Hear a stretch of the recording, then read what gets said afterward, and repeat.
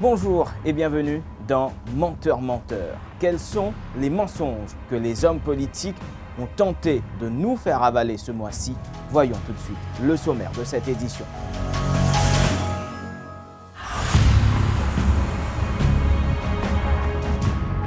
Vous en aviez demandé, on vous en sert. Shaukat Ali Soudan fait son entrée dans Menteur Menteur, une entrée fracassante sur fond de privatisation de plages publiques et de jets privés empruntés. Autre entrée, celle d'Ivan Kolandavelou. Il a traité Prem Saddle de malade mental. Or, les écrits restent. Nous avons retrouvé des éloges que ce même Kolandavelou a fait de ce même Saddle, vous le verrez, c'est déroutant. Cette question est devenue existentielle. Savait-il que Sadj risquait de partir au profit de Pravin Jugnut? Xavier Duval s'est embourbé dans ses explications au point de donner deux versions complètement contradictoires, encore plus hilarant quand Kolandavelou s'en mêle. Pravin Jugnut, lui, s'est déjà métamorphosé au sujet de son Prime Ministership. Le leader du MSM est passé de « la question ne se pose pas » à « je suis un élu du peuple ». Paul Béranger tente de décrédibiliser Ramasitanen sur le dossier de la réforme électorale. Il dit de grosses bêtises, je ne sais pas ce qui lui passe par la tête, dit le leader de l'opposition. Sauf que Ramasitanen, vous le verrez, n'est pas l'auteur des propos que Béranger tente de lui attribuer. Et nous terminerons avec celui qui vient de claquer la porte du MMM. Selon vous, en début d'année, Diomaye avait dit que l'année 2016 serait A, l'année de sa démission, B, l'année du vieillissement du MMM, ou C, l'année du MMM et de son leader Paul Béranger. Réponse en fin d'émission.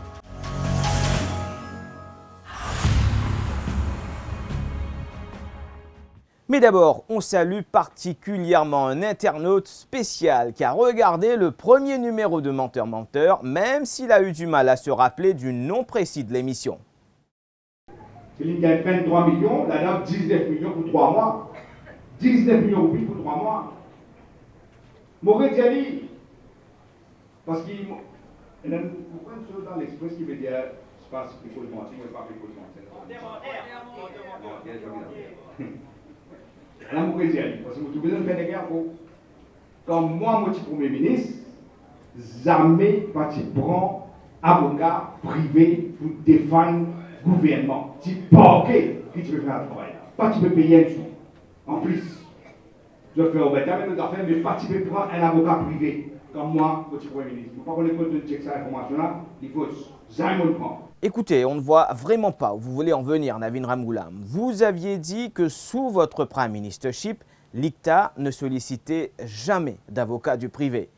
Lors du dernier numéro de Menteur Menteur, nous avons trouvé un avocat du privé qui avait touché 6 millions de roupies en 10 ans. Mais cette fois, vous renchérissez et vous dites que l'État ne sollicitait jamais des avocats privés quand vous étiez Premier ministre. On va vous faire une faveur.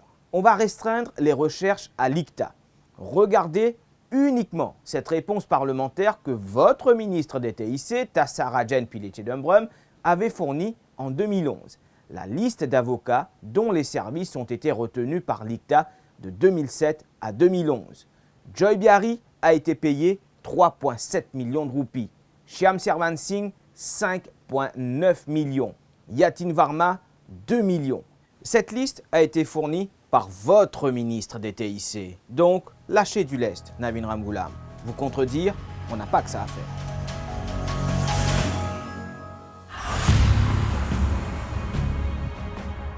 Les internautes nous ont carrément fait un plaidoyer pour qu'il figure dans cette émission. Ente Shaukat Ali Soudan dans Menteur Menteur. Notre bon vieux Sheikh, pour les intimes, en tentant de justifier la privatisation de la plage de Saint-Félix pour faire de la place à un hôtel, nous a pondu une de ces énormités le mois dernier.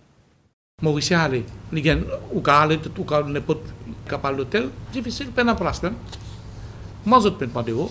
Si moi aller moi dîner, moi même 2-3 camarades pour mettre pas de haut, peine en place. Moi quand je n'ai ne peux gagner casse.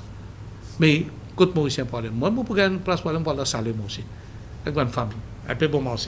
C'est évident, c'est un non-sens. Voici les statistiques officielles du taux d'occupation des chambres d'hôtel mois par mois. Elles ne sont jamais remplis à 100%. Donc, Shaukat Ali Soudan, si les hôtels vous refusent une chambre, ce n'est certainement pas parce qu'il n'y a pas de place. Aucun doute là-dessus. Par contre, on peut se demander si la privatisation de 17 arpents de plage à Saint-Félix correspond à la page 7, paragraphe 6 du manifeste électoral de l'Alliance Les Peuples. Je cite, « Nous comptons faire respecter et protéger nos plages et notre patrimoine.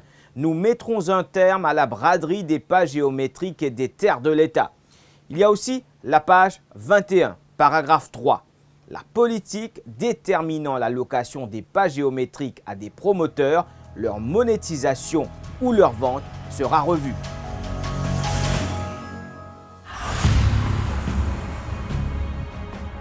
Fermons la page Soudan avec l'affaire du jet privé affrété d'Arabie Saoudite. Le numéro 3 du gouvernement a expliqué pourquoi il est rentré à bord de ce magnifique Gulfstream 450. Moi, je suis franc. Je suis malade, je peux faire pèlerinage. Je suis une douleur, je ne peux pas marcher. Là, je ne sais pas cette situation-là, je dis non. Je donne ce jet, je mets un lit, je viens avec un handbag et une petite valise. À ce moment-là, l'explication tient la route. Sauf que, regardez ces documents qui ont fuité peu de temps après. Ce sont les procédures d'autorisation pour permettre à l'avion d'atterrir. Les démarches ont commencé, regardez, le 31 juillet, 3 jours avant qu'il ne tombe malade. La seule réponse de Soudan face à ces accablants documents, c'est que ce n'est pas lui qui a fait ses réservations. Donc, conclusion, une tierce personne savait que Shaukat Ali Soudan allait tomber malade et que le cheikh allait lui prêter son jet privé. Cette tierce personne peut-elle nous prédire l'avenir politique de Shaukat Ali Soudan ?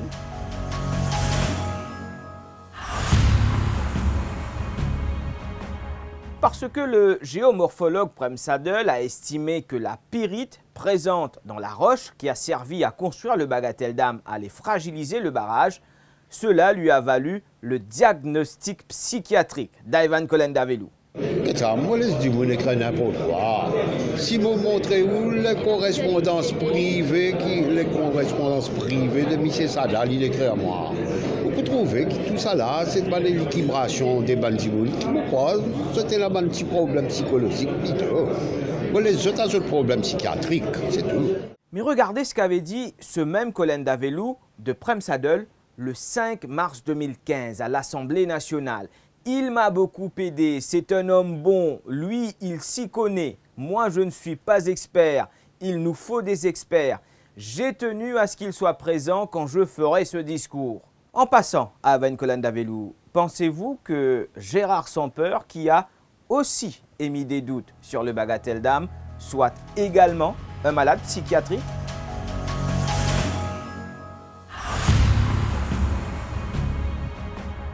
Ces jours-ci, on assiste à une véritable débandade entre les leaders de l'Alliance Les Peuples. Depuis que Menteur s'est intéressé à la possible préméditation du départ de Sage au profit de son fils dans le dos du peuple, l'Alliance Les Peuples s'en mêle lamentablement les pinceaux. Xavier Duval dit tout et son contraire. Sur Radio Plus, le 13 septembre dernier.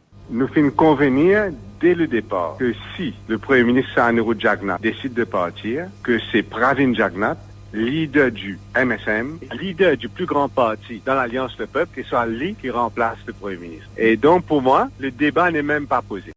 2 semaines plus tard, c'est l'amnésie. Au sujet départ éventuel sur Saneru Jagnat, moi je dis catégoriquement, pas fin discuter avant l'élection. Formellement ni informellement, pas fin discuter. Et quand Ivan Kolendavelou s'en mêle sur Ion News, Il a bien compris et tout bon partenaire de l'Alliance peut confirmer. C'est-à-dire les 3 partenaires peuvent confirmer qui, si jamais Sage s'est décidé pour step down, nous sommes bien d'accord que c'est Pravin Jagnat qui est pour Premier ministre. Pendant ce temps, Pravin Jagnat, lui, cache de plus en plus difficilement son envie d'être Premier ministre. Je suis bien content que beaucoup de monde ait dans sa confiance-là dans moi. Hein? Mais pour moi, la question ne se pose pas. Nous avons un Premier ministre. Moi, je soutenir mon Premier ministre à 100%. Et mon équipe nous soutenir le Premier ministre. Donc la question ne se pose pas. Regarde ça, actuellement, nous avons un Premier ministre, c'est Anirudh Jagannath. Si une entreprise peut avoir des difficultés, je suis capable de dire que vous envoyer une invitation là. Le Prime Minister's Office, c'est Anirudh Jagannath, Premier ministre. Laisse-moi faire appel au cas où, si même certains des autres ont oublié, moi, un élu du peuple, moi. Moi, un élu dans ma circonscription. Même qui m'appelle Pravin Jagannath, même qui mon garçon c'est Anirudh Jagannath. Je suis élu par le peuple. Est-ce qu'il ou peut venir dire moi, ou bien Béranger peut venir dire moi, qui la cause m'appelle Pravin Jagannath, ça veut dire que je ne suis pas capable d'assumer aucune des autres responsabilités.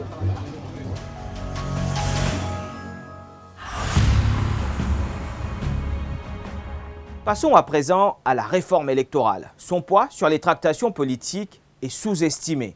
C'est un sujet qui, parfois, nous passe par-dessus la tête. Mais la réforme électorale comporte de très gros enjeux. La preuve, la manipulation de l'opinion sur ce sujet. Dans une interview à l'Express, Paul Béranger s'est attaqué à Ramasitanen. Mais je dis, c'est un Indien, il y a quelque chose qui n'est même pas réfléchi parfois. Les Indiens font un recensement communal, je dis là, franchement, il y a cette Pandora's box explosif. Je ne sais pas qui passe pas sur la tête pour les Indiens. Or, Ramasitanen n'a jamais proposé qu'on fasse un nouveau recensement ethnique. Voici ce qu'il a dit. Si demain, faire un recensement, update la classification, et tout le monde pour bien, là, décline notre communauté. Il est passé, nous, back to square one. Mais c'est une mesure régressive, rétrograde. Maintenant, il y a un autre problème. Nous pouvons ouvrir a can of worms. Pourquoi donc Paul Béranger est-il en train de mentir au sujet de ce qu'a dit Ramasitanen? Pourquoi veut-il le discréditer? C'est peut-être lié à ça. Une grave anomalie est arrivée en 2014. C'est moi le fait que nous ne pas comprendre, je ne sais pas aller. Dans 2014, nous avons 10 chiffres qui faussent. Nous avons servi chiffres 1972 et quand nous avons alloué dans le siège Baselouza, nous prenons faux chiffres, nombre de chaque communauté qui n'est liée. Parce qu'il y en a qui passent déclaré. Parce qu'il n'a pas déclaré. 6 du monde pas déclaré. À cause de ça, 6 du monde n'a pas déclaré, nous avons besoin de servir un arithmétique qui ne falsifie. Alors, c'était une cote mal taillée juste pour une élection. Je ne sais pas tellement connaître comment nous pouvons répéter ça. On doit être contre ce qui lui compte. Donc, je ne suis pas d'accord du tout. Il est capable d'un expert, le système électoral, etc. Mais là, il peut dire une bêtise. Une grosse bêtise. Il n'y a rien qui empêche de nous faire un bon mini-amendement, rien pour la prochaine élection. Monsieur Béranger, on vous prie de bien vouloir nous dire comment vous voulez organiser des élections tout en respectant le ruling des Nations Unies sans réformer le système électoral. On ne dit pas, surtout pas, que vous avez tort et que c'est Ramasitanen qui a raison. Mais expliquez-nous comment vous comptez faire ça. Et pour fermer ce chapitre, Béranger et réforme électorale. Nous qui introduisons ce débat-là depuis 30 ans, et nous qui faisons la guerre pour une bonne réforme électorale. Malgré cela, il a récemment refusé de participer à un débat public sur la question, même si au départ il était enchanté. Paul Béranger explique pourquoi. D'abord, moi je suis mal à l'aise le fait qu'il y ait une partie au pouvoir, indien non, qui n'est pas pour présent. Moi, je pourrais trouver moi en présence, et de ce côté, une Ramgoulam, une confirmée qui dit qu'il ne prend pas. Donc, moi, je pourrais trouver moi en présence d'une Ramgoulam, Alan Ganou. Ben, il n'est pas chanchante, moi. Mais encore une fois, je ne suis pas journaliste. Peut-être que je même pas pour suivre des balades. Prends photo Paul avec Navin avec Paul. Des photos de vous et de Navin Ramgoulam, Paul Béranger, on en a des tonnes. Et ce n'est pas comme si on avait dû les voler. Elle est belle, celle-ci, n'est-ce pas?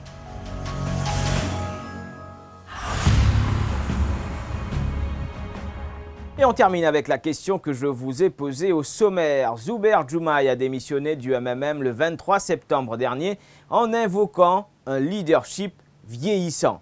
En début d'année, il avait affirmé que l'année 2016 serait A. l'année de sa démission, B. l'année du vieillissement du MMM ou C. l'année du MMM et de son leader Paul Béranger.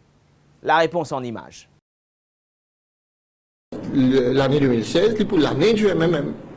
Nous trouvons que le MMM, c'est l'alternative crédible avec un leader qui se la met propre, et n'a aucune tâche qui va mettre l'eau.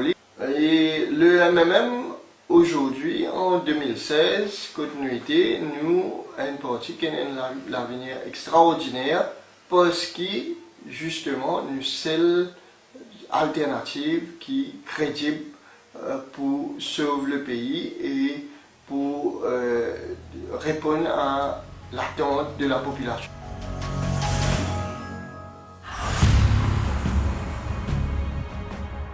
Voilà pour ce numéro de Menteur présenté au 675e jour de pouvoir de l'Alliance Les Peuples. 675 jours de pouvoir et il n'y a toujours pas de Freedom of Information Act. On se retrouve dans un mois pour une autre édition. D'ici là, restez informés car c'est ce qu'ils ne veulent pas que vous fassiez. La politique, c'est l'art d'empêcher aux gens de se mêler de ce qui les regarde. À bientôt sur l'Express.nu.